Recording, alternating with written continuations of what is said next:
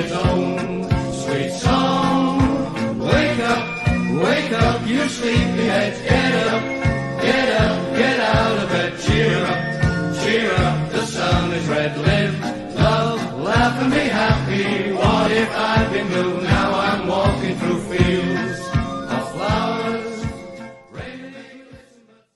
Hello and welcome to the RedRobin Podcast Weekly, powered by 360 Chartered Accountants on Budget Ties Auto Centre. Our damaging defeat to Leeds Rhinos looks to have put paid to the Robins' playoff push for 2022, with our horrendous injury record finally taking its toll on the playing group. This week's fans panel is made up of Dan Craft and Graham Turner, with the man behind the mask, Fraser Beecroft, joining us later on in the podcast to share his experience of being the one and only Rufus the Robin. There is a review of our defeat to Leeds, a preview of our trip to Super League leaders, St Helens, plus a review of our current injury record and a look at today's squad announcements. But we start with the news that teenage sensation 𝗟𝗲𝗲𝗱𝘀 has put pen to paper on a brand new 4-year deal to keep him at Hull Kingston Rovers until at least the end of 2026. Something which is amazing is that he'll only be 21 at the end of that contract, so he's definitely got a lot of playing time ahead of him. Graham, good evening. Great to see you on the podcast again.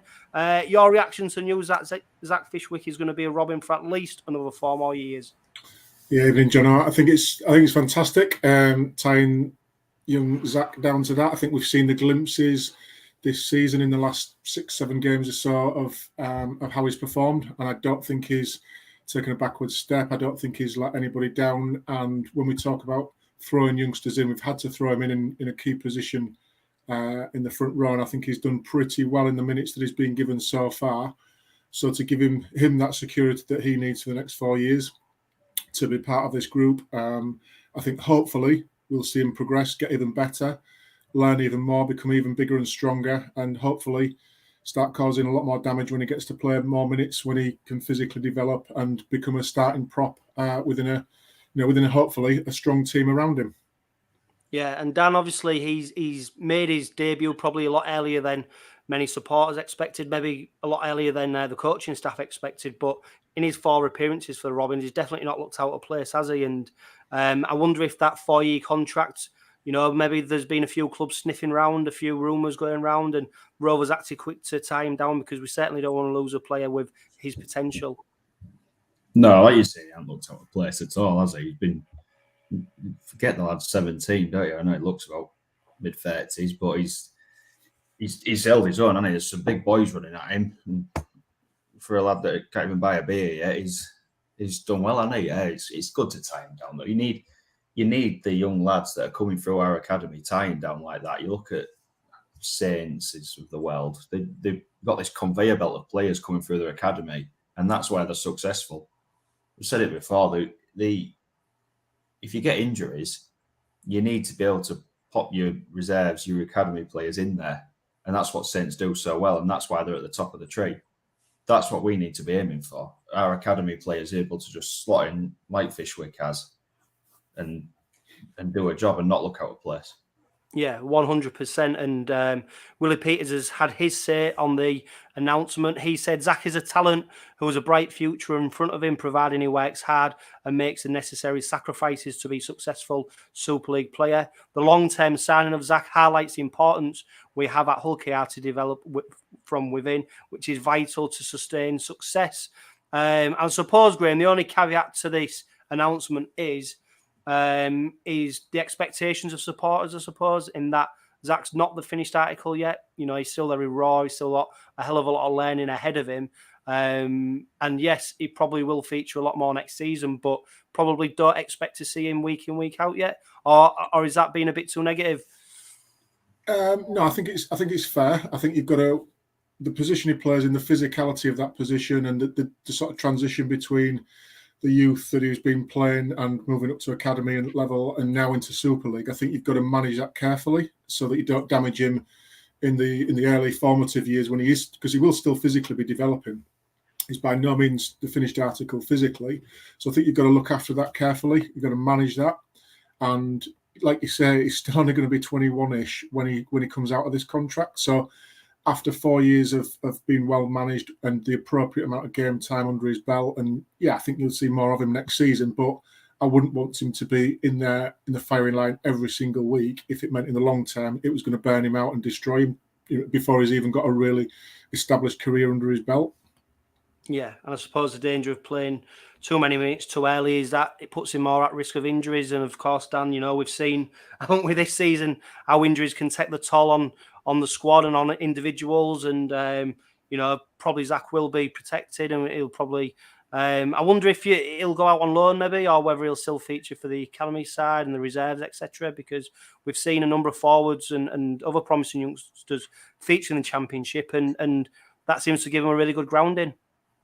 Yeah, I was just about to say that. I'd be interested to see a wee partnership with if we go back to a dual registration sort of agreement. It looks like Dewsbury are going to be heading to League One, which isn't ideal for dual reg. You want to play top end of Championship, don't you? I think he could do with maybe half a season, top end of the Championship, get some regular game time under his belt. Like Graham says, you don't want him in the firing line. You just sometimes forget he's only 17, and to be honest, he probably might not have got a game this season if we hadn't have had all these injuries. So really, the injuries have worked well for him. It's got him some game time under his belt and got him to showcase himself, and he's got this contract. But yeah, I think if we've got a full strength squad, he probably doesn't get into it just yet. He is 17, but like you said, get him out on loan somewhere, get him some game time under his belt, regular game time. I think that's what'll do him some good. Yeah, and I'm sure I speak for all Rovers supporters when we say we're super excited to see how this young talent develops, and we hope he's going to be a Robin for many years to come. And he's the latest, he's the next one off the conveyor belt that hopefully this academy under Jason Everton and the rest of the guys are so desperate to produce. So it's really exciting times for the Robins. Talking of excitement, of course, Leeds Rhinos versus Hull Kingston Rovers last Friday. If it was a neutral, if you was a neutral watching that game, you've definitely got your value for money. It's no wonder Sky enjoyed coming down to Craven Park and covering us. We called it before in the last podcast that we expected this to be a real exciting game, and Graham, it didn't disappoint, did it? No, it didn't. I think we talked last week, John, about the under the lights, the noise, the fact that Leeds brought a following as well that made for a two-way atmosphere. I think the game had a bit of everything once it got going. First 10 minutes or so, we came out the traps flying, and you're thinking it can't get any better than this. And they came back into it, got a foothold in the game. The crowd was into it all the way along. It didn't have many flat periods.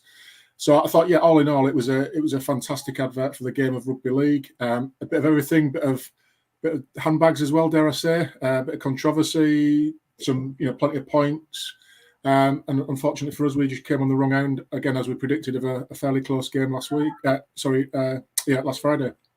Yeah, and Dan, I'll read the starting lineup. Ethan Ryan at fullback, Ben Crooks, Sam Wood, Sean Kennedy-Dowell, Ryan Hall, Jez Litton, 𝗟𝗵𝗆𝗆, Matty Staunton, Matty Parcell, George King, Frankie Holton, Kane Lynette, and Jimmy Carnhorse made up the starting 13. Then we had Will Maher, Greg Richards, Will Tate, and PLT on the bench. Nobody predicted Jez Litton and Minchella at halfback, did they? No, definitely not. It's one of them where you sort of see the team sheet and you look at it and you go, Jesus Christ, it's going to be a long night, this, isn't it? But he did well, did Jez Litton, didn't he? And man of the match by far, wasn't he, for us? I mean, there's a lot of stuff behind me slating Minchella, and you just look around and think, Jesus, he's a loose forward and he's playing, isn't it? In the halves, he's out of position, isn't he? I thought he did well, did Minchella, considering it's probably a position he's not played and he's not going to play again. Yeah, and I suppose the thing is with Minchella, Graham, it's probably to his credit, you actually forgot it was Minchella who was playing in that position. It was almost a seamless transition for someone who's probably not used to playing and having that much responsibility in the middle of the park. Yeah, I think we've seen in his dare I say his normal role, I think we've seen that he's a good aggressive player defensively. So I think ordinarily you look at playing 7 and you think that's a weak spot in your defensive lines for oppositions to run at. But I don't think that was the case with Minchella. Defensively very strong. I think we've seen he can play a bit with ball in hand as well. So again, you look at that aspect of the game. And I think the bit where I thought it was lacking was in the creativity, what you expect from a 7 in terms of those probing kicks or those attacking kicks that you really want to cause a bit of pressure with.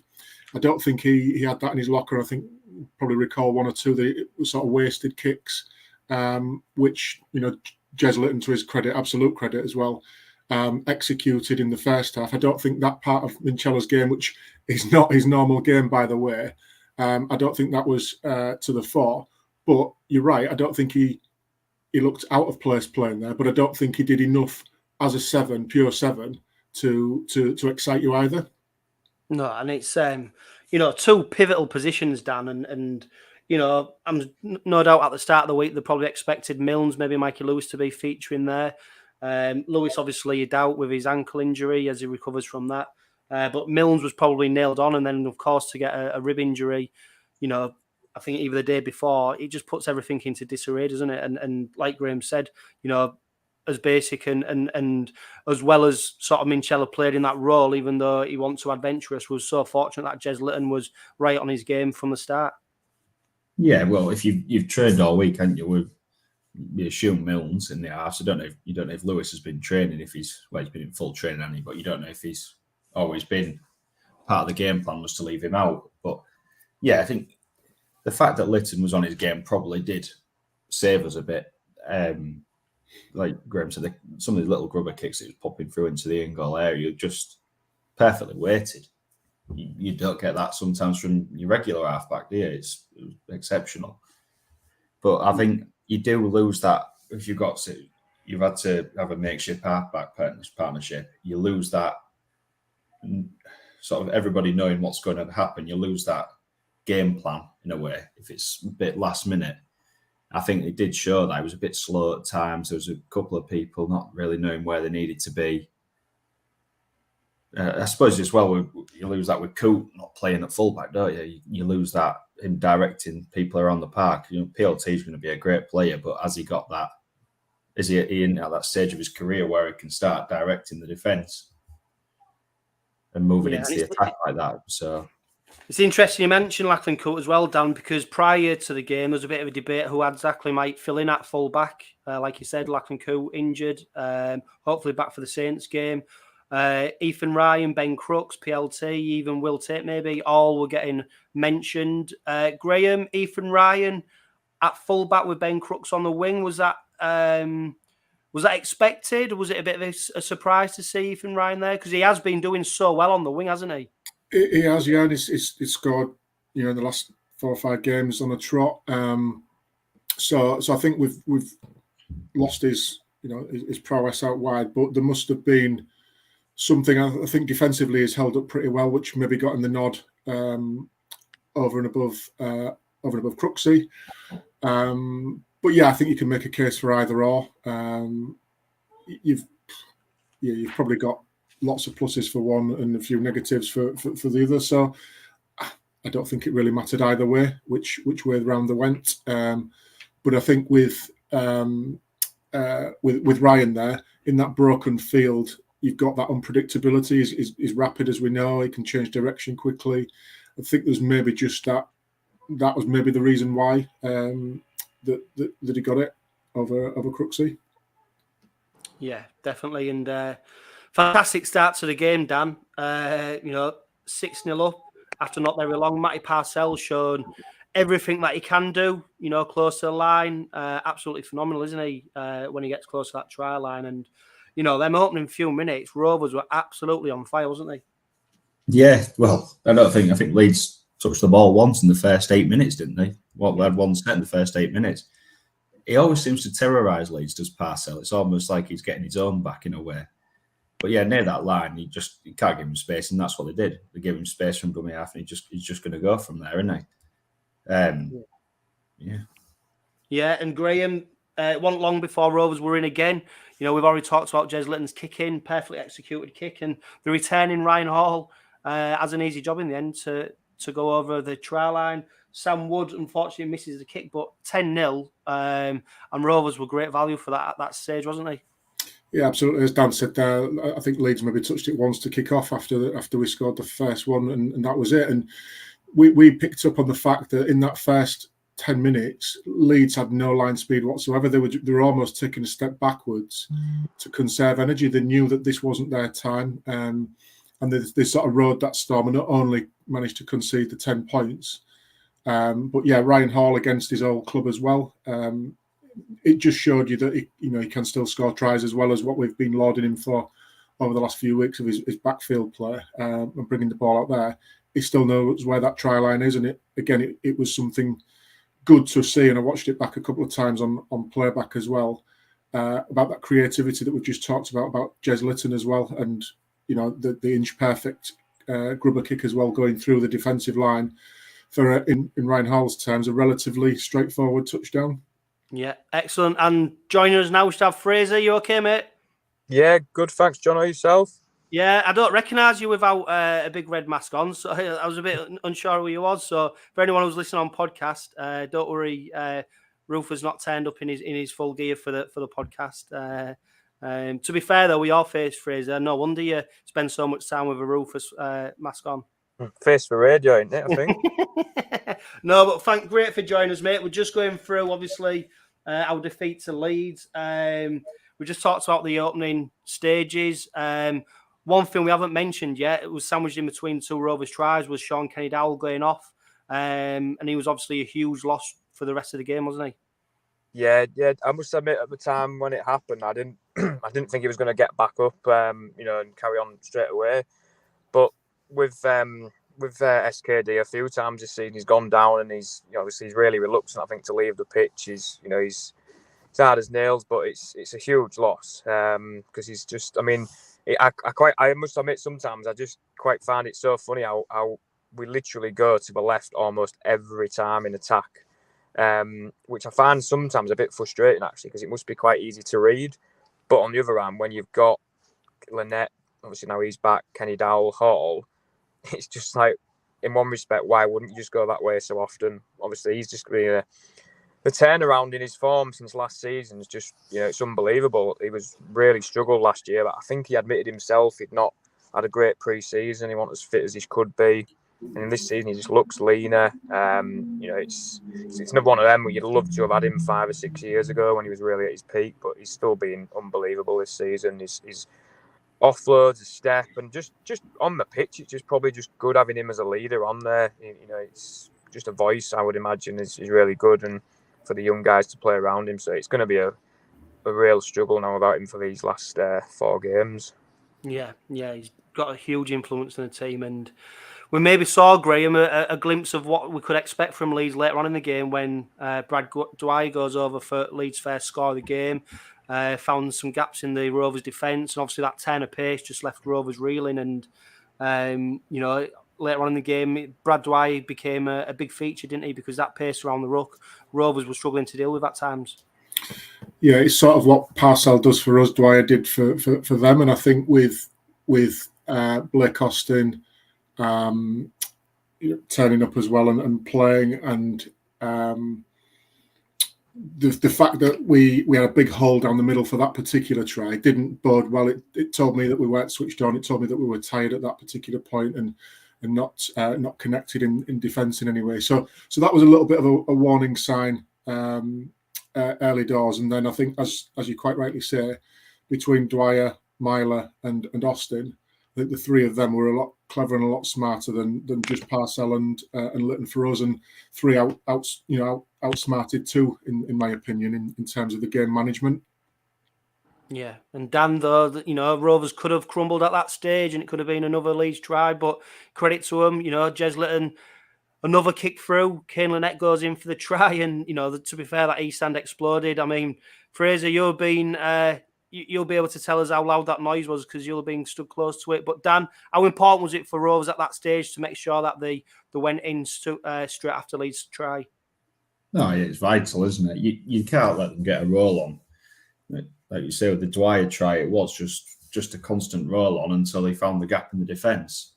But that was vital for us. I think if you concede a try and then concede another one on the back of it, it does knock the stuffing out of you. It does, and even if there's 2 points in a game, it does knock the stuffing out of you. It gives the other team the momentum. You look at us in the first quarter of an hour or so of the game, we had all the momentum. They looked shell-shocked. We just needed to get back to that, and I think we did. But I think, again, they just got on top of us, got that roll on after the net try, didn't they? And, yeah, I think Myler, Austin, Dwyer, they're just a good combination, aren't they? Yeah. And and before the half-time break, Myler goes in, scores twice. You know, and you started to get a feel for the game, didn't you? Rovers were conceding penalties, much to the frustration of the East Stand. You know, the referee wasn't really endearing himself to the crowd, and you know, maybe Rovers, Fraser paid for that fast start, didn't they? Because they started to fall off tackles. You know, we started to concede penalties because we was slowing in retreating, and it was frustrating to see Leeds go in front at half time, considering how well Rovers had started.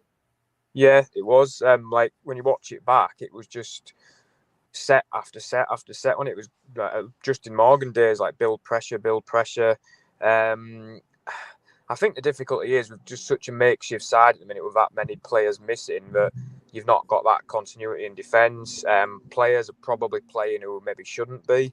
There's probably a handful of them who aren't training as much as they probably will. So there'll be a number of factors where players will be, you know, fitness won't be at its best. You haven't got the same combinations in that you would, you know, start of a season 1-17. So defensively, it gets a little bit all over the place.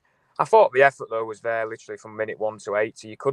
You don't mind losing a game when your sides put the effort in. I thought we never really stopped. Credit to Leeds, they were just a little bit better on the day. But yeah, it was a shame after such a good start that they couldn't just hold that lead for a bit longer. Obviously put a bit more pressure on Leeds, but yeah, I think, like I say, the first thing you ask for in any team is effort and desire, and I think it was there 1-17, and you just had to hold your hands up and say Leeds are a little bit better. You know, you don't like to harp on about injuries, but it is ridiculous. You know, when you look out there, players, you know, you got a hooker and a loose playing halfbacks, and like I say, every week we just seem to have 2 players go off. Your bench is light, and it just takes its toll. You know, obviously players are tired, and yeah, and we saw that. We're saying, Graham, you know, how important it is to make sure that you get the first score in the second half. It's obviously been a feature for Rovers this season that when we tend to concede first in that opening 10 minutes of the second half, we tend to go on and lose the game. And obviously Leeds were the first team to score in that second half, and I don't know whether it was tired bodies, but you definitely started to get a sense that, you know, was down on interchanges. We had George King, Matty Staunton, who were having to do long minutes on the pitch, and they opened us up over on our right hand side, and the try was almost inevitable from the pressure that they built after the start of the second half. Yeah, and I think we've sort of seen that quite consistently over the last 10 weeks or so, where you've reeled off some stats of what minutes we've conceded in, you know, just after half time. It doesn't make pretty reading, and you know, you could argue, is it concentration? Are they still sat in the changing rooms? What is it? You've just had a 10-15 minute breather, so you should have a bit of energy back in the tank, etc. But yeah, it just gives you that punch in the ribs to say we need to work even harder now to get back into this game. They again exploited, I think, some defending that that we won't be seeing on too many highlight reels, obviously. But to have that, you just, as a fan, you're thinking, all right, okay, that's potentially a game-defining moment there for them to get the first score instead of us to pull right back into it, to draw the crowd right back into the game, get on top of it. But yeah, it went their way, and you know, like Fraser said, like Dan said, I think on the night, they outsmarted us and shaded the deserving of that win. Yeah, and Dan, I think what was really telling and probably showed just that a little bit more control and maybe a little bit more experience was when Leeds had a place in Bind, and Leeds just, you know, slowed the game down, kicked the ball into touch, kept turning Rovers round, and then obviously they capped that off with a try as well. And then I think that period there is probably what done for Rovers in that second half, because normally Rovers have been so good at exploiting teams when they've had a place in Bind or sent off, but you know, on Friday it just didn't happen for us.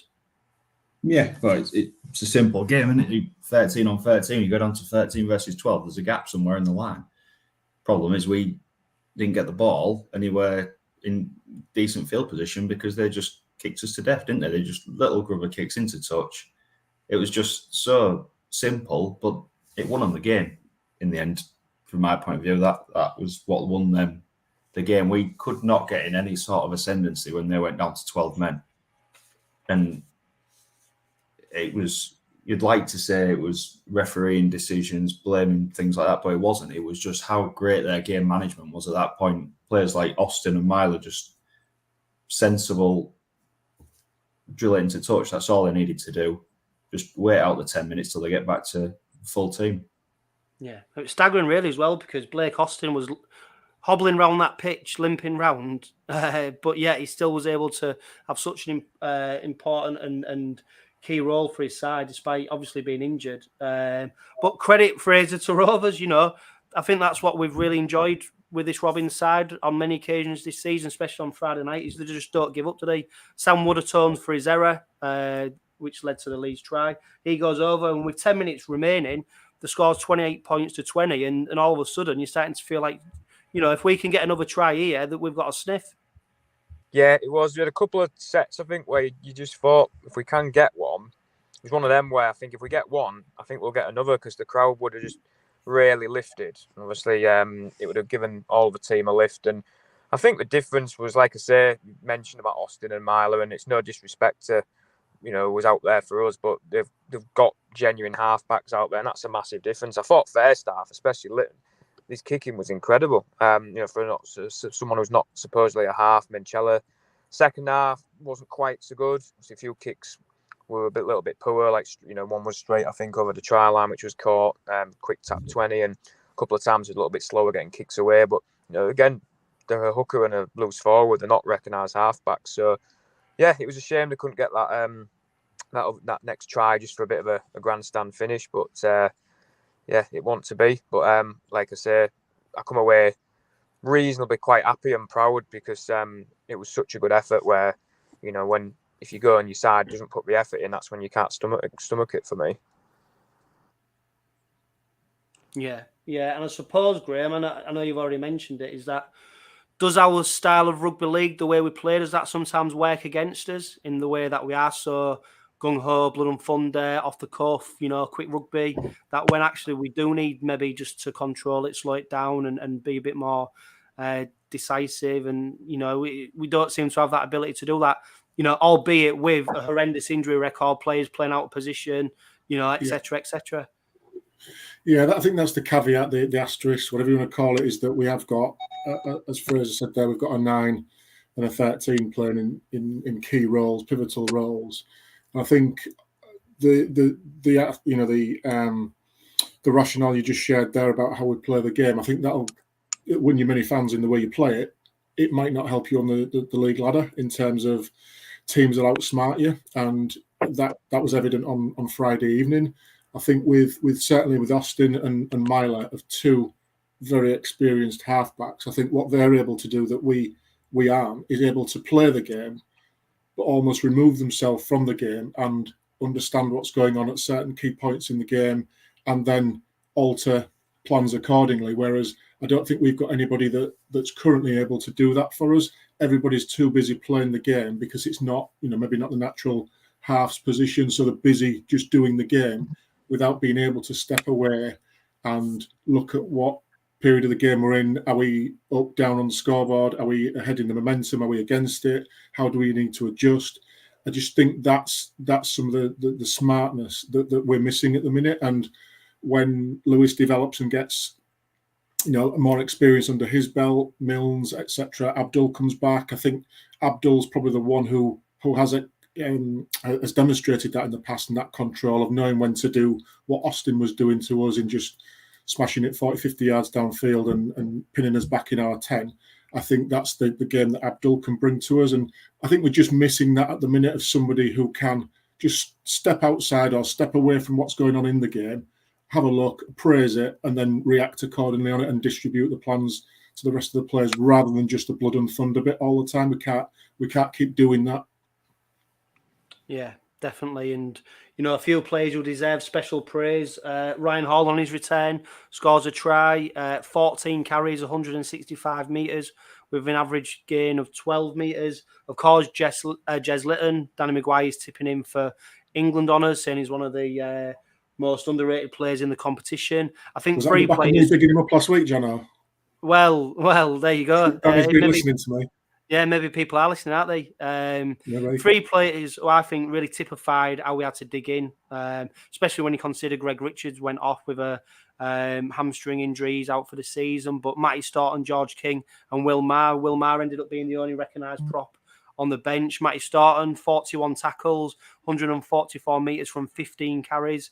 George King, 39 tackles, 135 metres from 16 carries, and Will Maher, 41 tackles and 97 metres from 12 carries. I suppose, Dan, I was a bit surprised to see Will Maher still get a bit of stick after that effort on Friday night. I mean, towards the end of the game, I don't think he could run. I think he was almost crawling at one stage. But, you know, there's no doubt when these players are having to do more minutes than they're expected and they're having to really dig in, you know, you can't deny that they're putting the body on the line for the side. Yeah, I think with Will Maher, I think people sort of look at his size, and even though he's been at Rovers, what is it, 4 seasons now, they still expect him because of his size to be Alex Walmsley. He's not. We know what he is, what he's about. He's never going to be a world beater, but he doesn't put a foot wrong, does he? Really, he's solid in defence. Attacking, he's another prop forward, and he doesn't make many line breaks. But yeah, credit where credit's due. He's running his blood to water. And George King, he's just another one, isn't he? He's just Mr. Consistent. The amount of times we come on here and say, yeah, he had to put in big minutes this week. He's done it a whole season, hasn't he? Yeah. He's put in ridiculous minutes this season. It's funny, isn't it? I was going to say, Dan, because normally, you know, forwards, props, etc., don't get a sniff at the sort of Player of the Year awards, do they? You know, normally it's one of the backs, you know, the ones who are scoring the tries or doing all the fancy stuff. But for me, I think George King's, you know, he's up there for Player of the Year. I think he's been so consistent.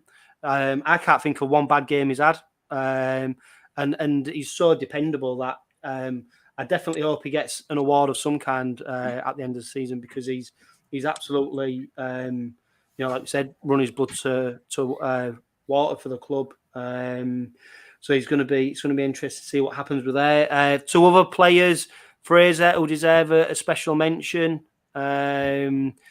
Frankie Holton and Sam Wood, they both made exactly 106 metres each off 10 carries, average gain of 11 metres. And I suppose, again, their performances, the strong running, typified the kind of performances that we needed on Friday night. And, you know, Sam Wood, Frankie Holton, great prospects for the future, aren't they, as well as what they're doing for the club now?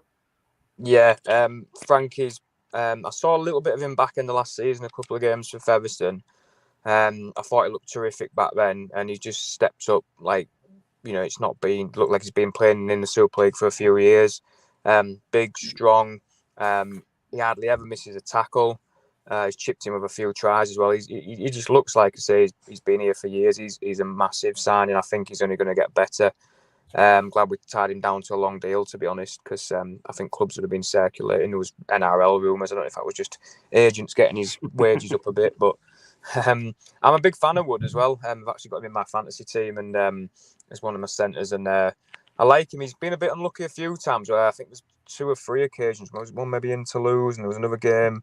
I think he was like literally dropped the ball over the line, and you know, so he could have had a couple of extra tries as well.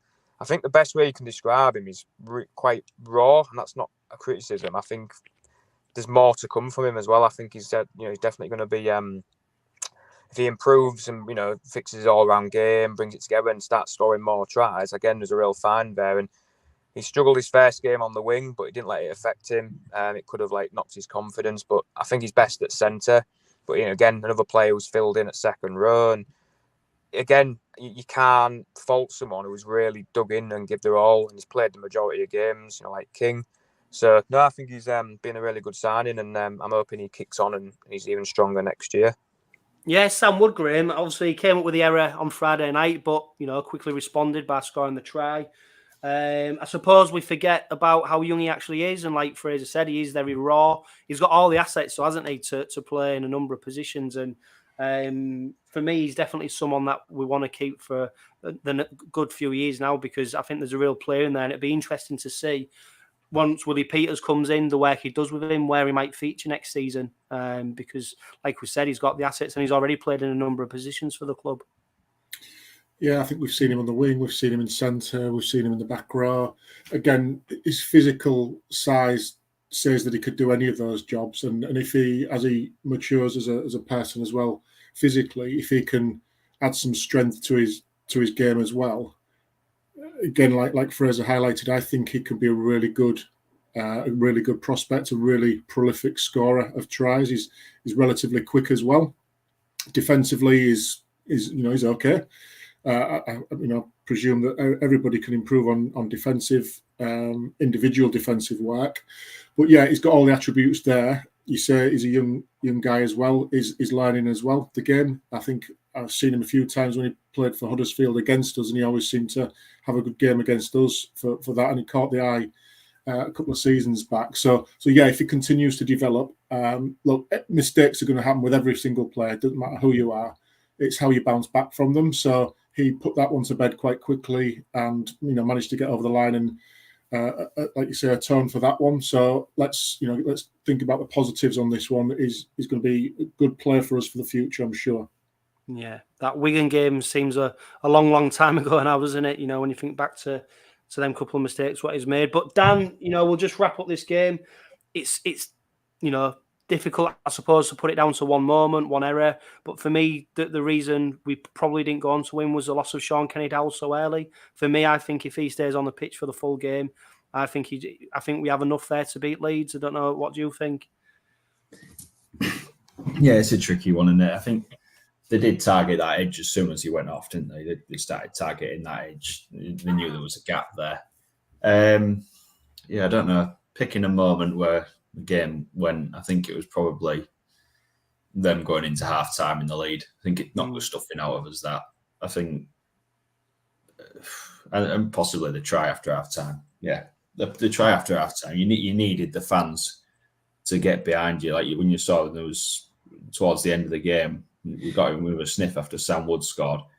The atmosphere built, and that's what we needed. And I think that try after half time probably just knocked the stuffing out of the fans a little bit as well. Knocked that sense of belief out. But yeah, onwards and upwards. Definitely. Before we move on to the St Helens game, Fraser, tell us how, first of all, you became Rufus the Robin.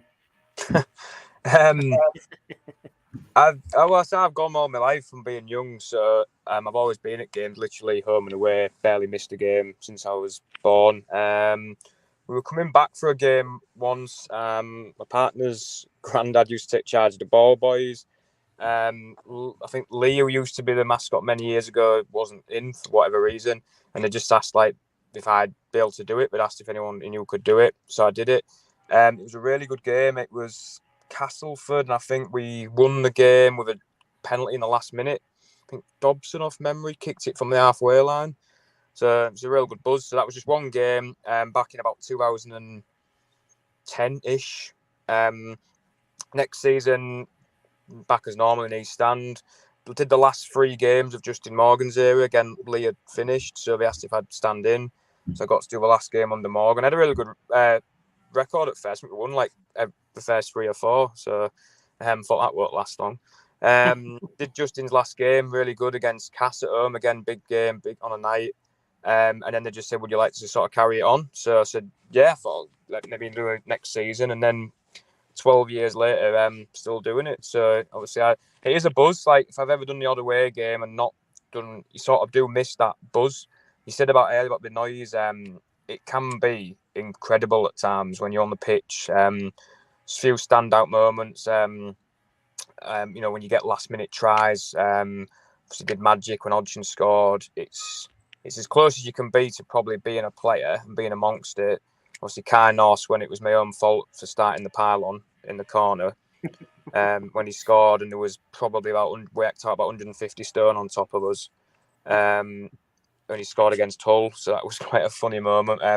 I can still hear 𝗂𝗏 shouting, "Now I can't breathe," and I'm thinking, well, I can't move, so I'm just going to wait until everyone gets off. But it was my own fault because I started it. Just happened to be there as he scored. Couldn't help but pile on.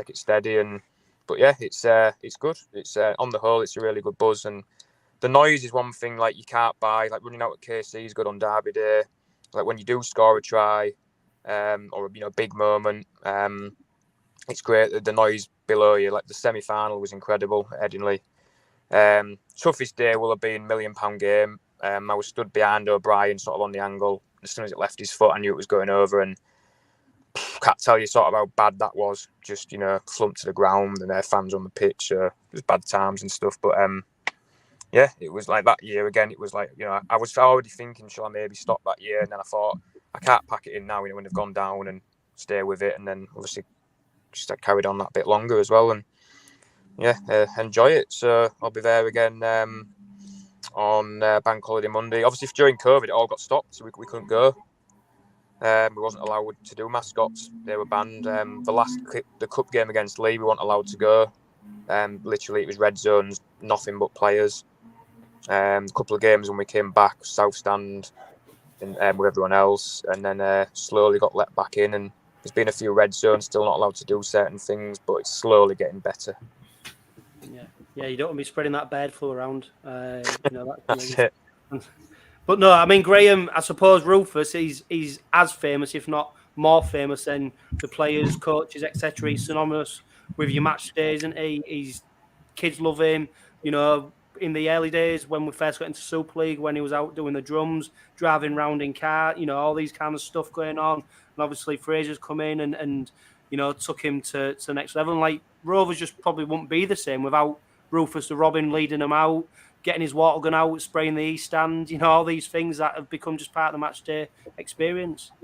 Yeah, as you say, it's part of that match day experience that as grown adults, you can still have a smile on your face when you see stuff like that happening.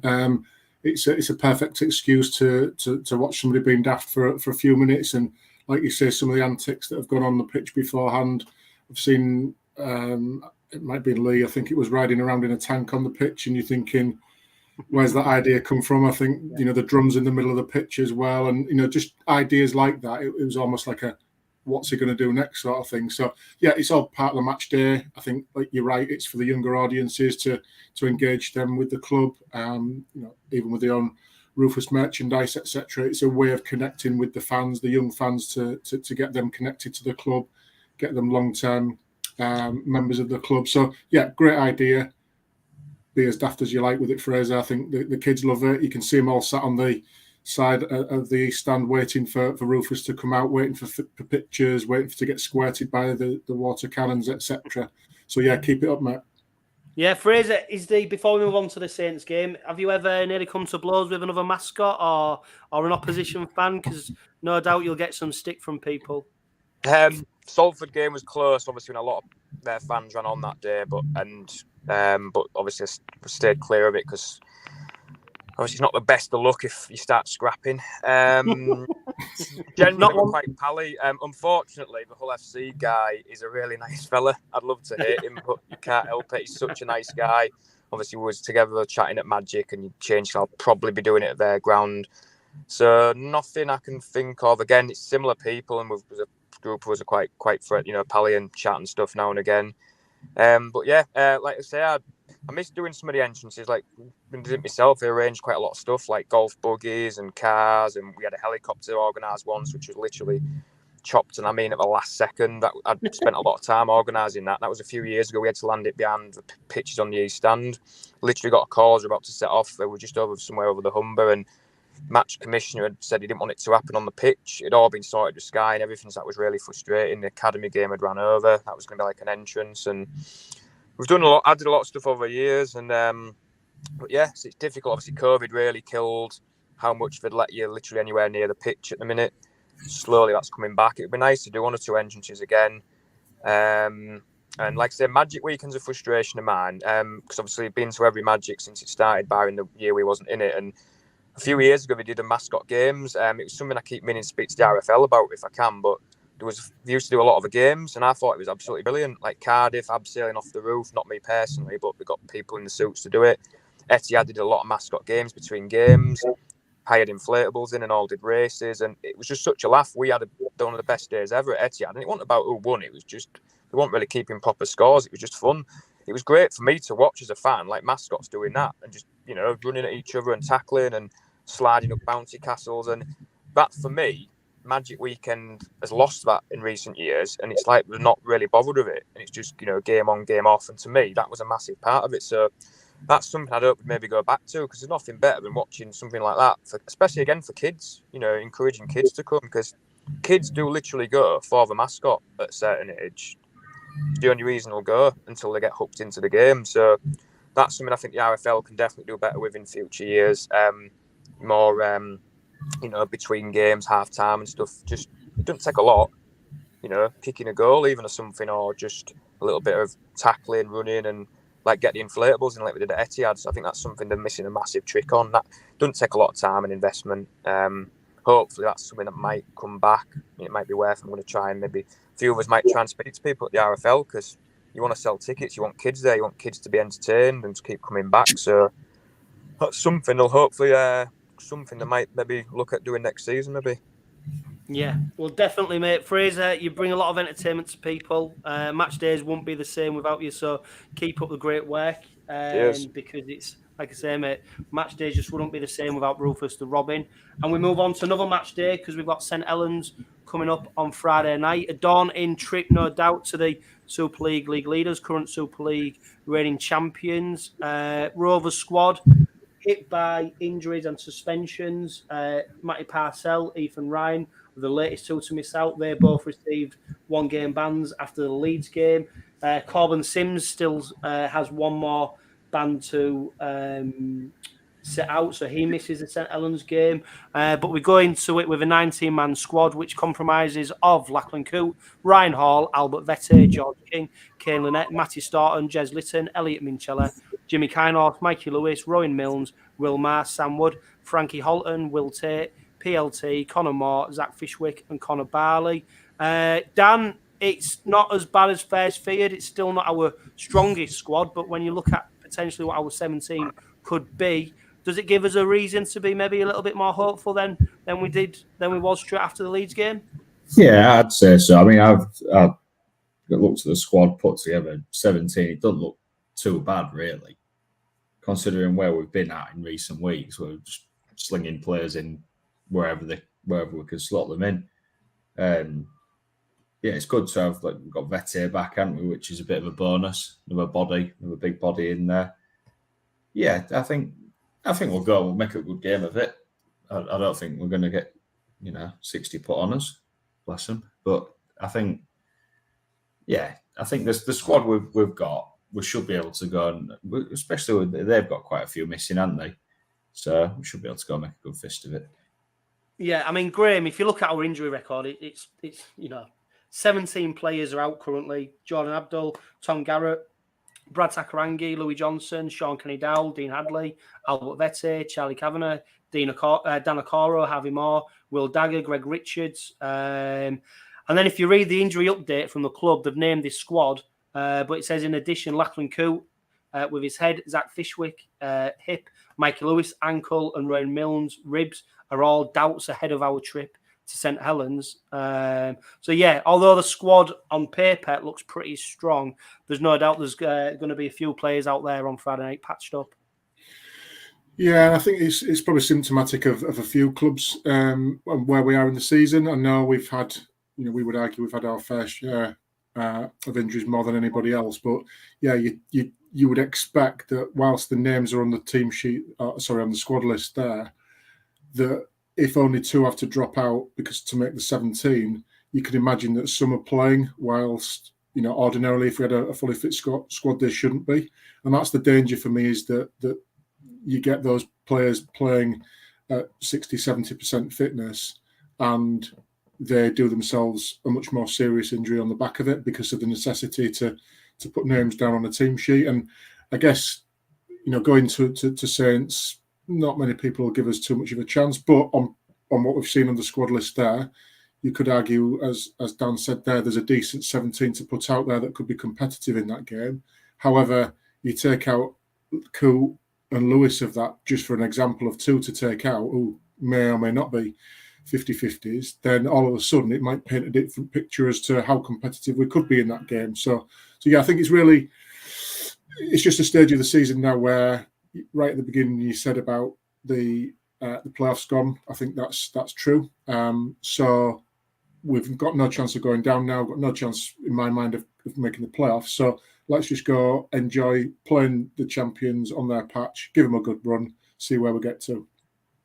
Yeah, I mean, Dan, when you look at the players who could potentially play on Friday, you look at obviously the ones who potentially might not play, but there's some big calls to make, isn't there? Because if you put Lachlan Coote at fullback, it then frees up someone to play on the wing or at centre. If you bring Michael Lewis, Rowan Milnes back, it then puts 𝗂𝗏𝗏𝗏 into hooker, and you start playing, the players in the right positions, and we don't look as desperate. But like Graham alluded to there, we've got it's a fine line, isn't it, between playing players who are 70-80% fit to get through the game because, we've still got another, 3 games after that as well. And it's interesting as well, Dan, I saw you put a tweet out about, these games have gone really. Should we be looking at the end of season derby to make that a real showpiece game and put, everything into that? So, the squad we've got now, and the squad and the team that's going to play on Friday,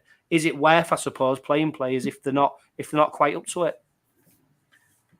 It's a difficult one, isn't it? I think you don't want to make it the derby's a cup final. They're a big game in the season, but if it's a nothing game for both sides, surely you want both sides having the best players out. I mean, player welfare seems to have gone out the window, doesn't it? We've got 4 games in 15 days. At the back end of the season, it's nonsense for me. I think a lot of the coaches have spoken out about it in the week, haven't they? They've said it's a joke that you've got these games coming thick and fast. The spectacle in the playoffs, you're not going to have anybody there. They're either going to be injured or banned for, patting the referee on the back for 5 games or whatever the ridiculous bans they're giving people nowadays. But yeah, I think it's a difficult one, isn't it? Do you risk players like Coot and Lewis, who might be 70%? I'd say no, not against Saints. But looking at the squad, who do you stick in there? It's a rock and a hard place, isn't it? Yeah, definitely. And interestingly, St Helens can actually win the League Leaders Shield on Friday night. To achieve that, they'll have to beat Rovers, and Wigan will have to lose to Toulouse. But also, nothing's impossible, you'd say, in rugby league. But St Helens could actually be crowned league leaders. And we don't have a fantastic record against St Helens, that's for sure. We have St Helens have won the last 12 meetings against Rovers. Our last victory against Saints was a 24-22 points home victory on the 27th of March 2015, a long time ago. And St Helens have won the last 8 home meetings with Old Kingston Rovers. The last time we beat St Helens away was 24 points to 12 back in June 2013. You hated that, Fraser. You look at our squad. Is there any hope on Friday night, or is it literally, let's see what happens? You never know. Sport's a funny thing, but you don't want to sound defeatist, but it sounds like it's going to be a really long night. It's one of them games where the start could be reasonable, but it's then if you go 1, 2, 3 scores behind, that's when obviously players' heads drop. You don't fight probably as hard because the game's gone. The second half could be painful. And again, it's from no fault of your own. You're gonna have too many players out there who probably shouldn't be. Let's hope we're all wrong. I'm sure they'll give it a good effort. Personally, I think it would be crazy if they play Lewis, because you're thinking about next season as well. Not just the derby and so on. If he's really struggling, there's no point in risking him. I'm not anyone else. If anyone else is any doubt, I wouldn't play them. I'd rather play kids, give them the experience. I get the point, but it could end up being 60, 70, 80 if you play too many kids and it's demoralising for them. But I won't be patching anyone up like Lewis. Hopefully getting ready for Wakefield. Wigan might send a team of kids on the Monday. We might even get away with a win then, and go for the Hull game, because you want to win that last game of the season against Hull. It's good for morale. It'll build, season ticket sales, and it's a long winter, obviously, without a game. So there's no way, if it was me, I'd be playing people like Lewis if they're not quite right. Another week's training, a bit more rest, because if you get someone like him injured and it's really bad, it might even impact on next season. Pre-season, you can't underestimate just how important it is for players to get a bit of a rest and then a full base of fitness before the season. Otherwise, you never catch up. Kelly was the same when he came back overweight 2016 and went down. You never catch up, and if your key men's missing, you need to hit the ground running. So for me, no one would go to Saints, if they're 50-50. But we literally haven't got many more numbers. That's the one issue. No, Saints are missing a few players themselves. Mark Percival, Regan Grace, Lewis Dodd, Matautier, Knowles and Sirinan are all missing for St Helens. Ex-Rovers loanee Sam Royal's been named in their squad for Friday, so it'll be interesting to see if he features. Come on, this is St Helens, of course. When a player gets injured, they're able to bring in almost a like-for-like replacement. But Graham. I do wonder if it might be a bit closer than many people think. It is going to be interesting, though, isn't it? Because, imagine a scenario where Michael Lewis or Rowan Milnes or either both of them don't play. 𝗟𝗲𝗏𝗀 has to play in the halves. We're already missing 𝗵𝘃𝗄𝗃 through suspension. That hooker role is going to be very interesting to see who fills in there, isn't it? Yeah, and the other half as well. It's what do we do there? I guess you could ask Minchella to do that sort of job. Do you put somebody like 𝐁𝐮𝐻𝑜RST in there who seems to be able to play any position you ask him to? I'd like to see as well. I'd like to see Barley have a go at centre and just slot him in between Lynette and Ryan Hall, give him the protection of those two experienced heads around him, and give him some good minutes under his belt to get used to it. Like we've done with Fyshwick. There's in terms of league positioning, there's nothing at stake as such other than giving him good minutes, putting in a performance, doing a job, and having those two very experienced heads in around you to help and guide you through the game. So I'd like to see Barley given a run out there. Same age as Zach as well. So it's another good young player coming through, and doing a bit of reading up on him beforehand. He's got big raps as well about his levels of performance and ability level, etc. So again, could be another exciting prospect. And if we can't put him in a game like this, when does he get a chance? When does he get his opportunity? Yeah, I saw a few mentions as well. Apparently, Will Tate played most of his junior career in the halves. Potentially, he could be an option.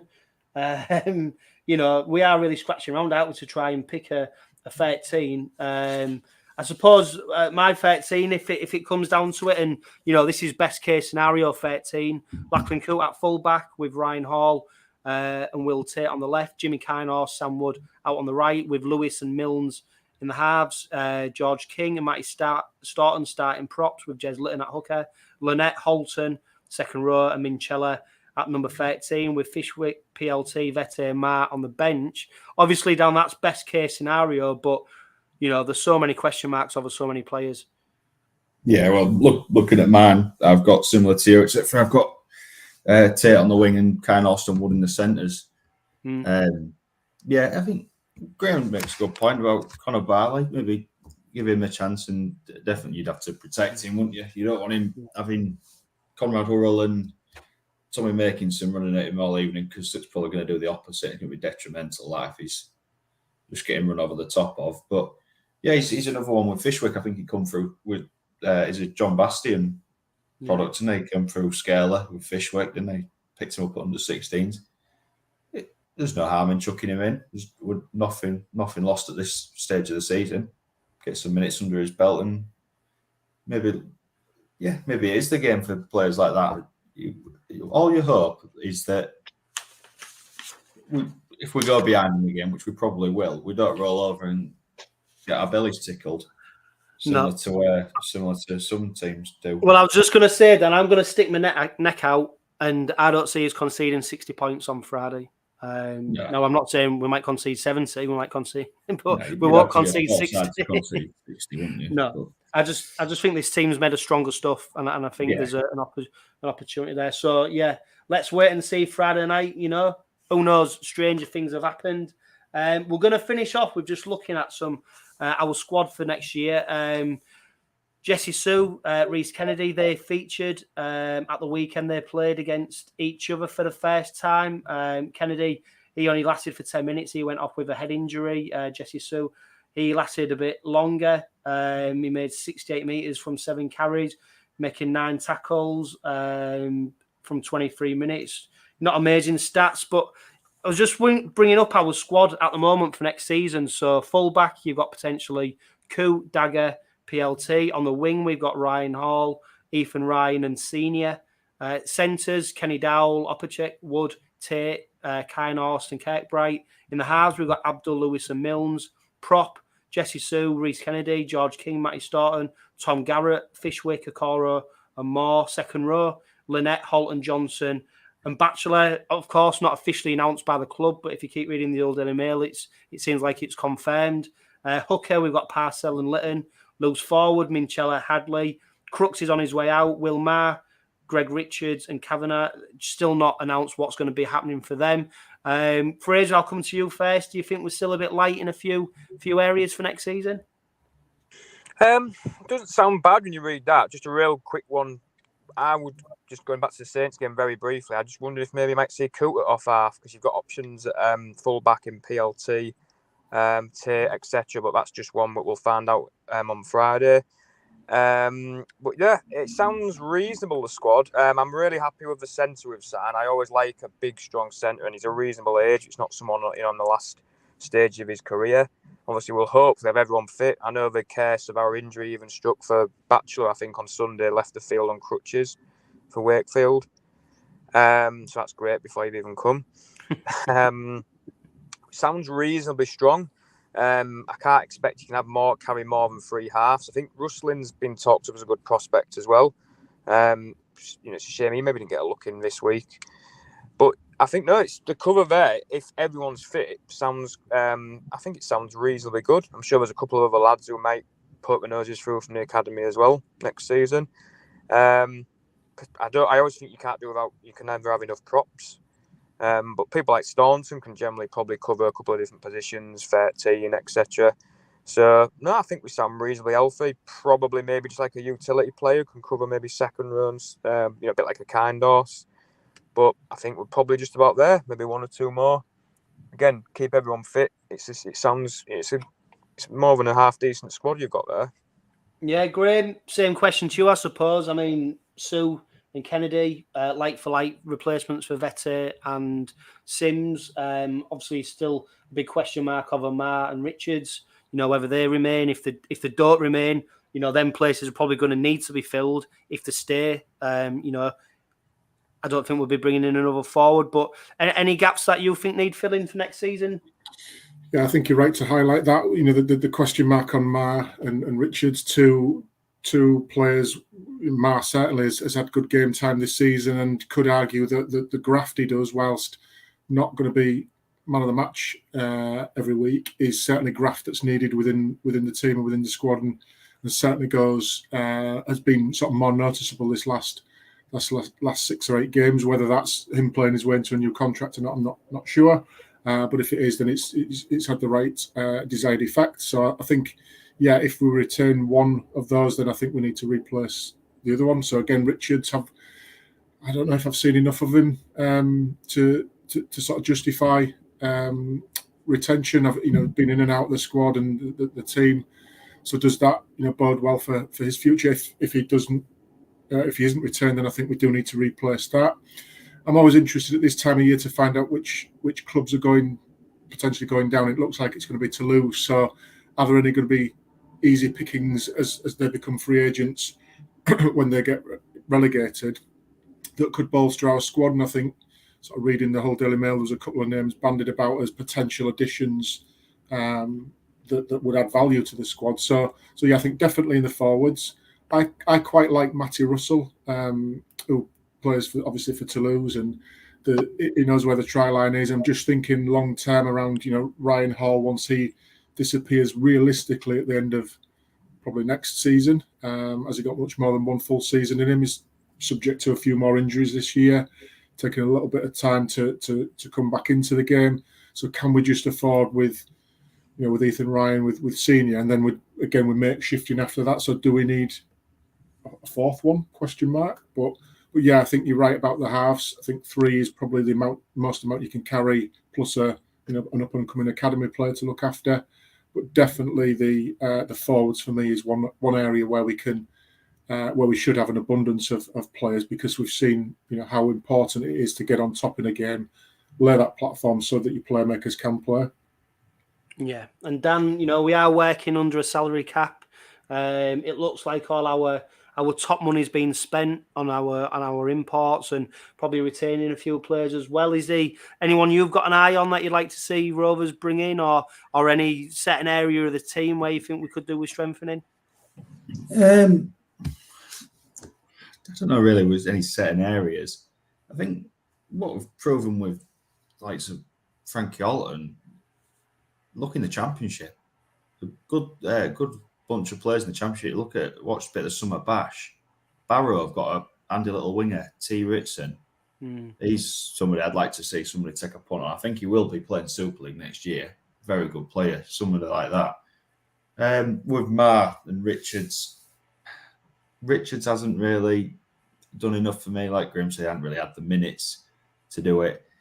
Ma, you don't know what he's earning, do you? If you knew exactly what everybody was earning and what percentage of the salary cap they're taking up, he could be earning 3% of our salary cap, 2%. At that point, do you think, yeah, it's worth just having him around for another year because he's solid, he's dependable, don't miss many games. That's the sort of player we need, just a bit of backup. You know, next season we've still got to populate the A team again next season. Just players that you need in reserve. And I think the likes of Will Maher, any sort of player that we can pick up that's similar to him, whether it be prop forward, whether it be in the centres, wingers, just somebody that, you know, ready just to slot straight in. If we get an injury, get a suspension, ready just to slot straight in. That's what we need. Yeah, definitely. I still expect us to do a bit more business, so it'll be interesting over the next few months to see what happens. I think, like Graham said, see who gets relegated. I think there's still definitely some value in the Championship, so it's going to be really interesting to see what happens and who we might bring in ahead of the new season. That brings us to the end of another entertaining Red Robin podcast. A huge thanks to Dan, Graham and Fraser for being part of this week's fan panel. As ever, a huge thank you to Budget Ties, Auto Centre and 360 Chartered Accountants. And remember, live, love, laugh and be happy.